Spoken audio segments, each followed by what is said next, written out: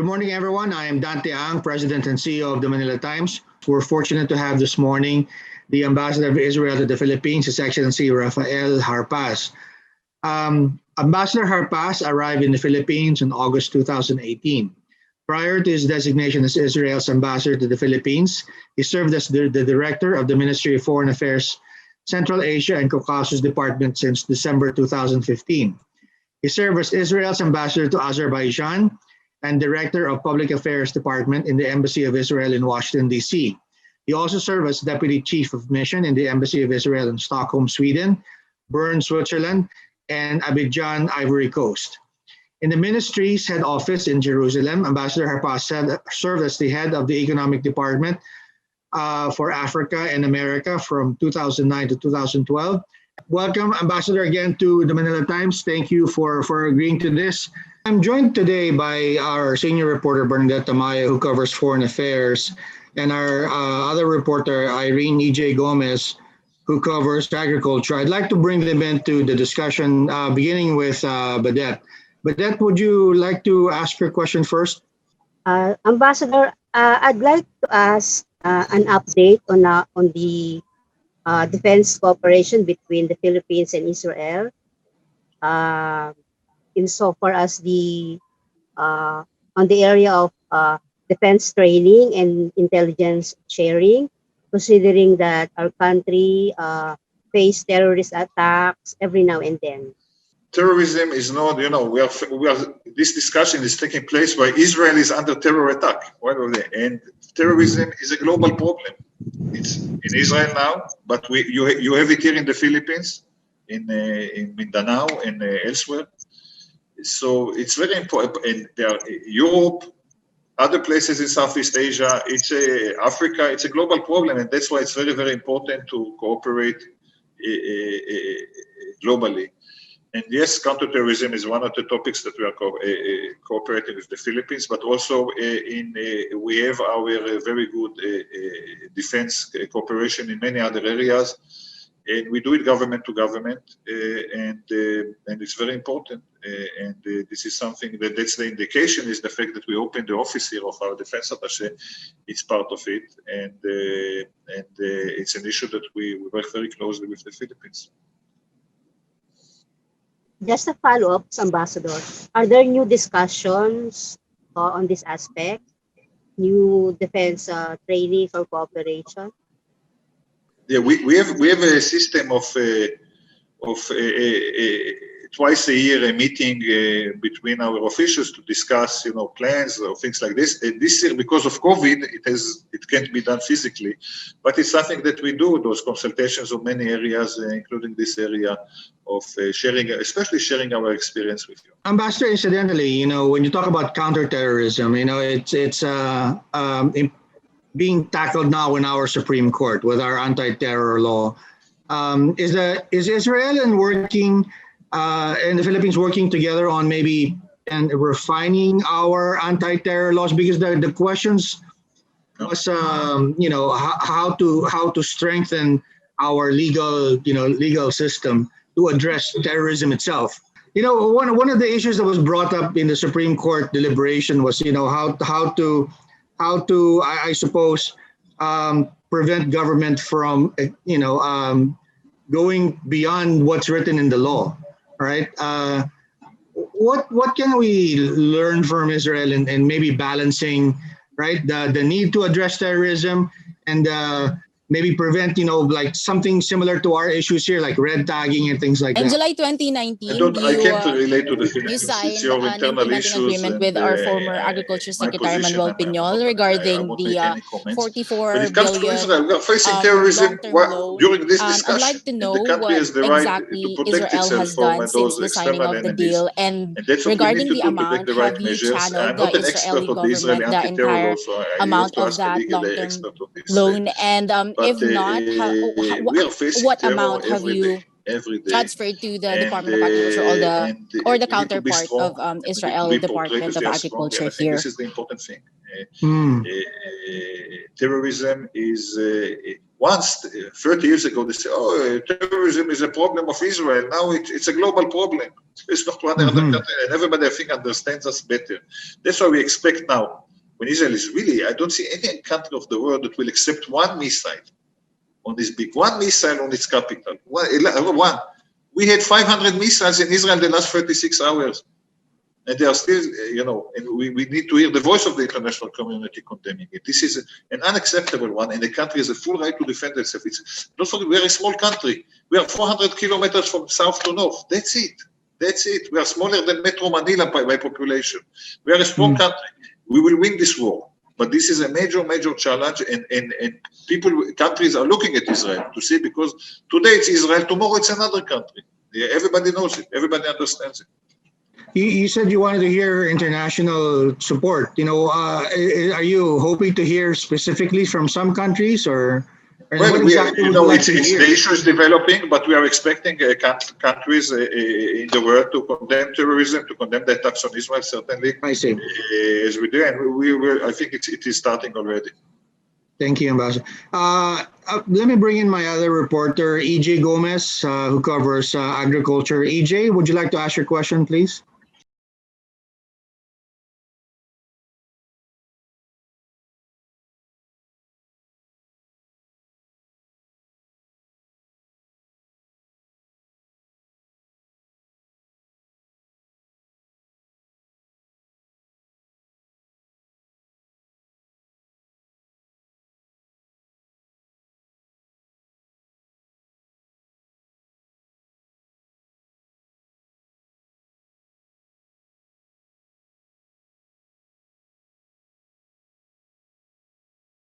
Okay, just to extend on the background of the project, which is a very important one,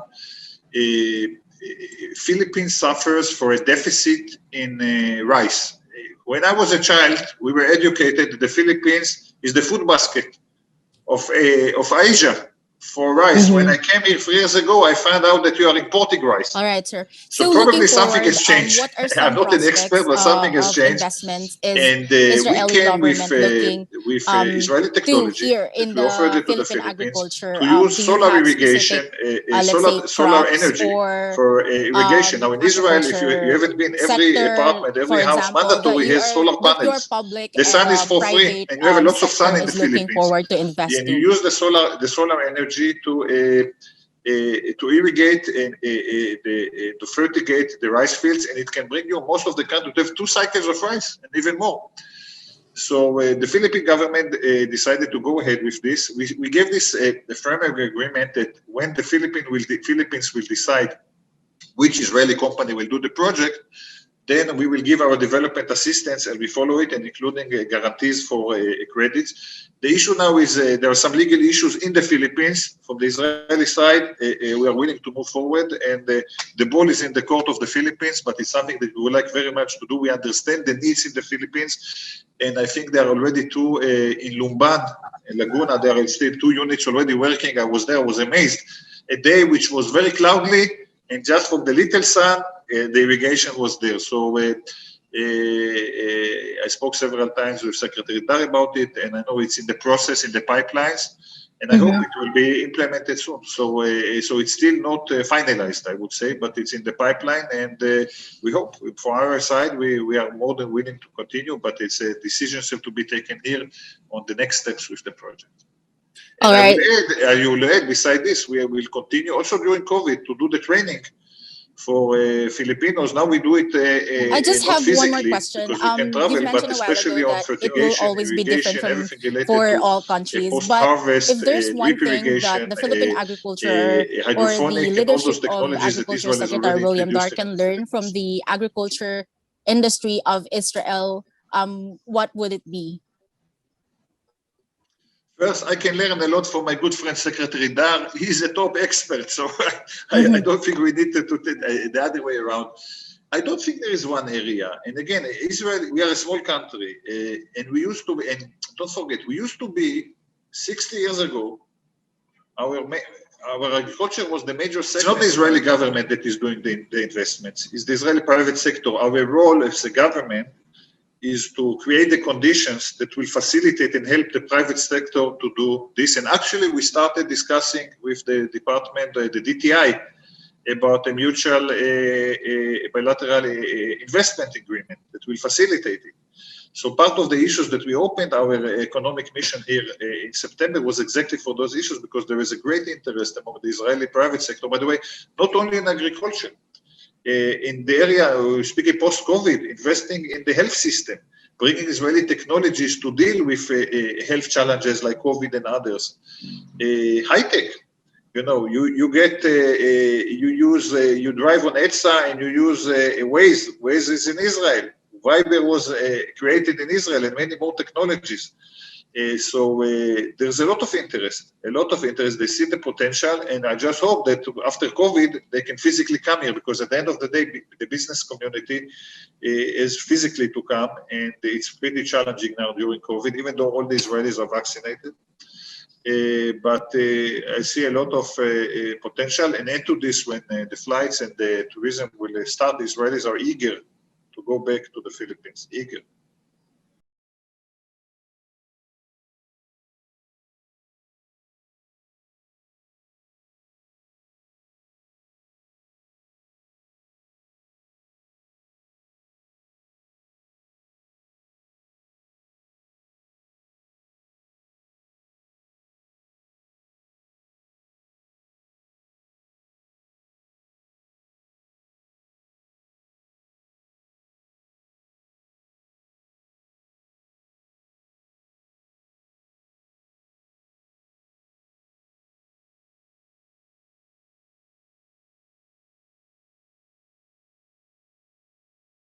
We moved from being a country which was based on agriculture. Today, approximately it's 2% of our GDP is agriculture, okay?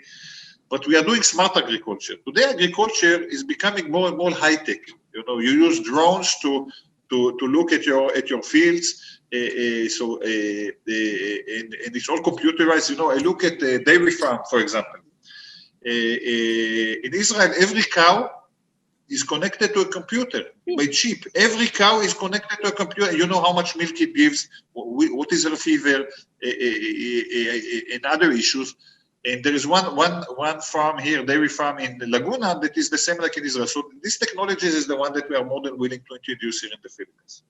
Sir, I read somewhere that Israel will soon open its doors to Filipino tourists, especially pilgrims. What made you decide to open your doors to Filipino pilgrims?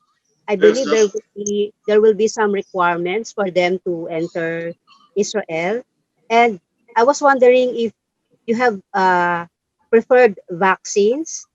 I mean, should they be vaccinated with Pfizer or Moderna, or Okay. how about those vaccinated with or inoculated with Sinovac?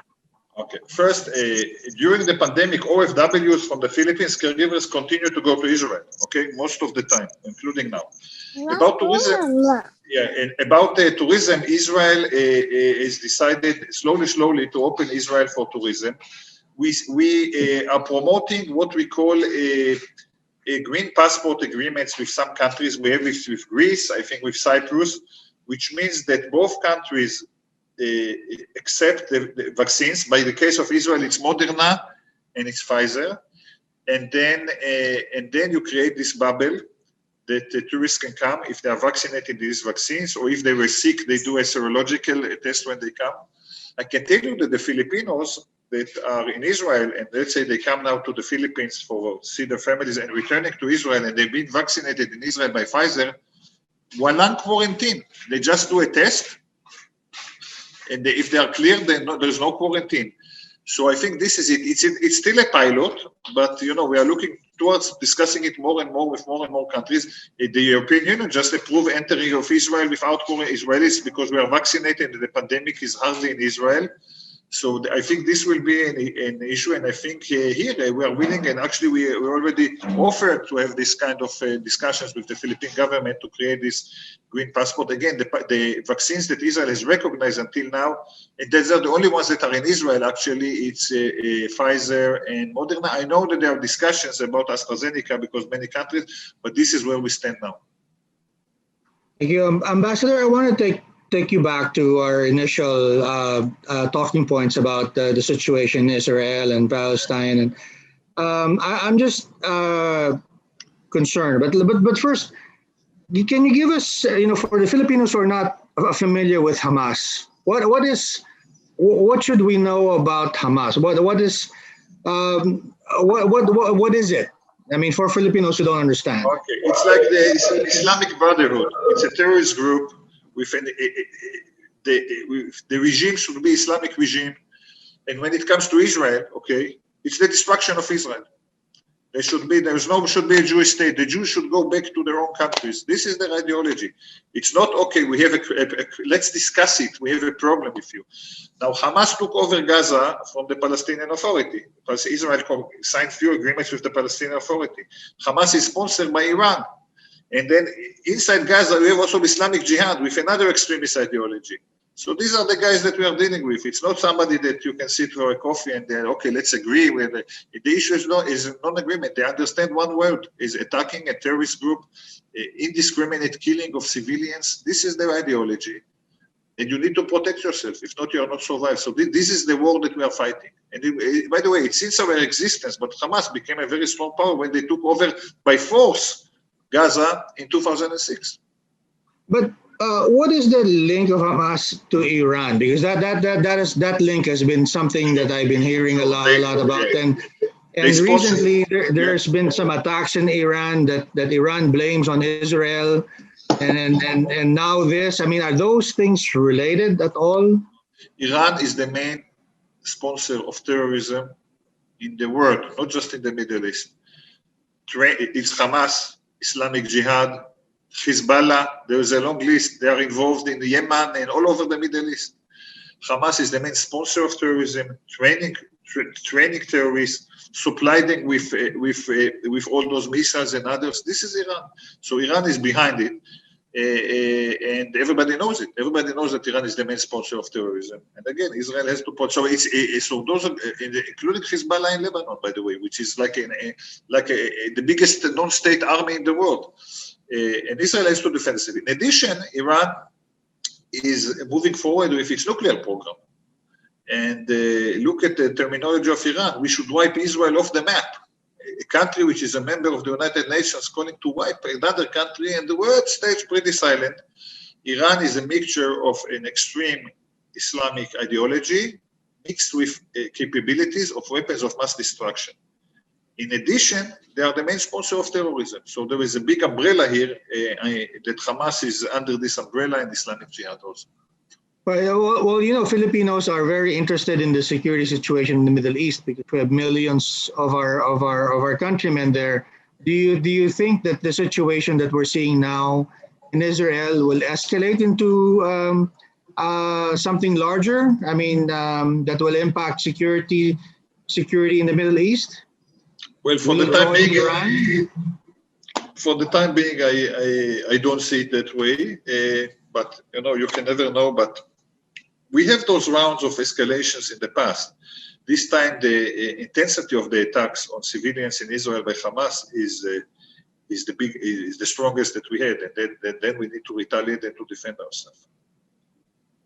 I'm just wondering, why is it, and this may be a naive question, Ambassador, why is it so difficult for Israel and Iran to get together?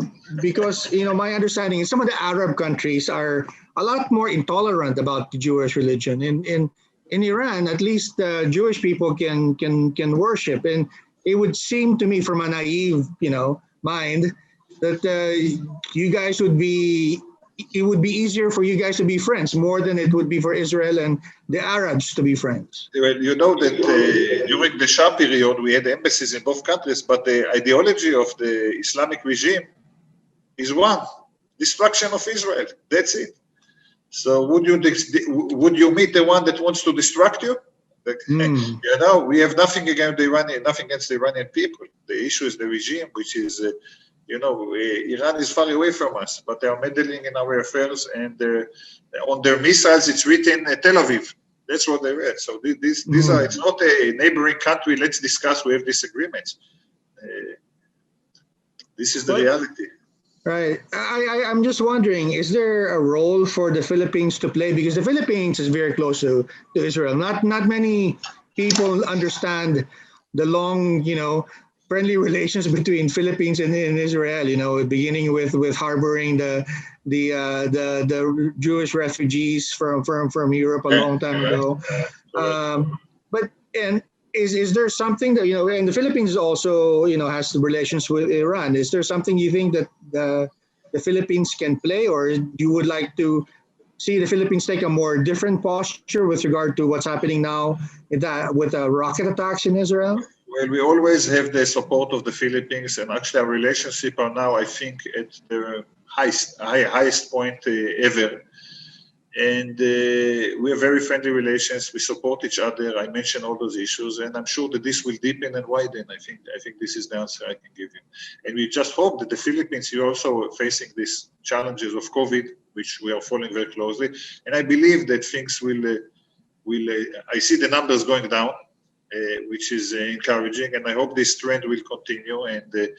And when the vaccines are coming, and I see that more and more vaccines are pouring into the country, so things will improve. I can tell you from our experience, I can take this potato say Filipino, when the vaccines will come, take the vaccines, get the vaccines.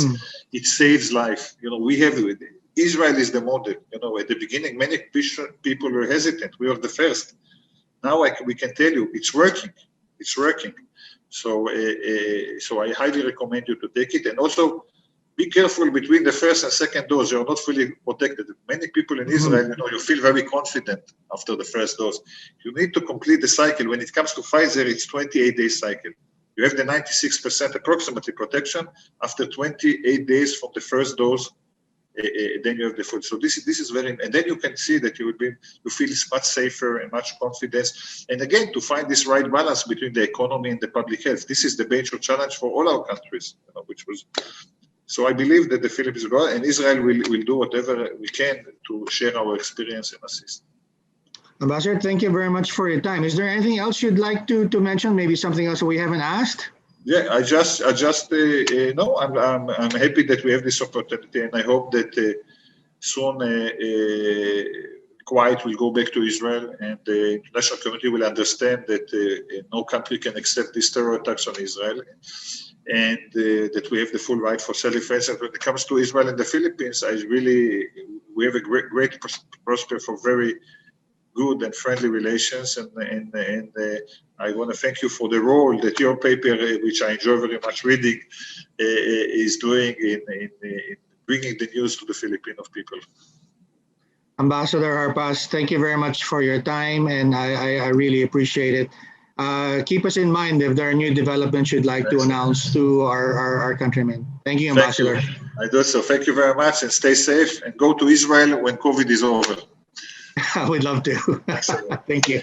Take care. Bye-bye. Thank you very much. Thank you, Ambassador.